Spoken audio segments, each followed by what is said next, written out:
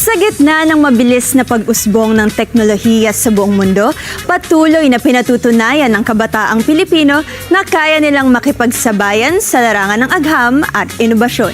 Sa loob ng 15 taon, isang programang nakatuon sa robotics at STEM education ang nagsisilbing tulay upang maihanda sila para sa global stage. May report si Gianna Llanes.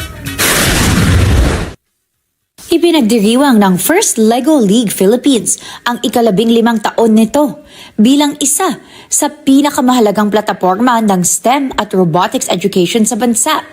Isang programang humuhubog sa susunod na henerasyon ng mga Pilipinong inventor, inhenyero at problem solver.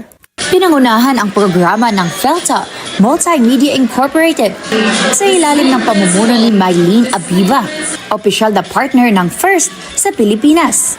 Sa loob ng 15 taon, libo-libong kabataan ang nabigyan ng pagkakataon para makapasok sa mundo ng robotics at makipagsabayan sa international competitions sa Asia, Europa at North America.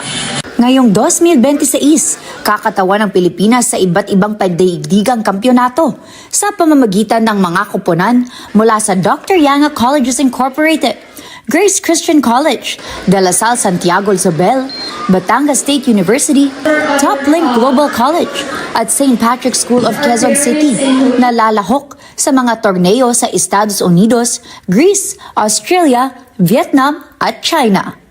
Ang mga mananalo dito sa 15th First Lego League ay lalahok sa marami pong international events. Meron po tayong 2 competitions sa USA, isa po sa Greece, ang ating European Championship. Meron din po tayo sa Vietnam, ang Vietnam Championships. Meron sa China sa August at meron po ang last ay meron po tayong competition na gaganapin sa Asia Pacific Open Championship sa Sydney, Australia.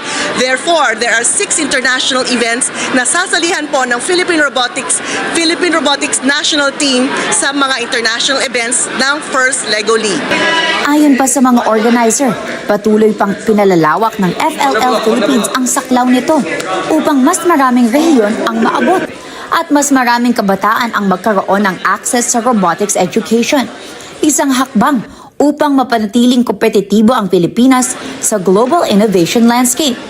Para po sa mga magulang na nakikinig ngayon at nanonood, meron po tayong opportunity. Kung gusto po ng anak nyo sumali sa mga international competitions at sa robotics, ay tanungin lang po ang school ninyo kung meron pong robotics program at lumahok at sumali sa Philippine Robotics Program na either First Lego League or ang Philippine Robotics Olympiad. Target ngayon ng Philippine Robotics National Team ang makapag-uwi ng gintong karangalan, kasabay ng hangaring maipakita sa mundo ang talino at kakayahan ng kabataang Pilipino sa larangan ng agham at teknolohiya. Gianna Llanes para sa Mata ng Agila. Matatag, matapang, matapat.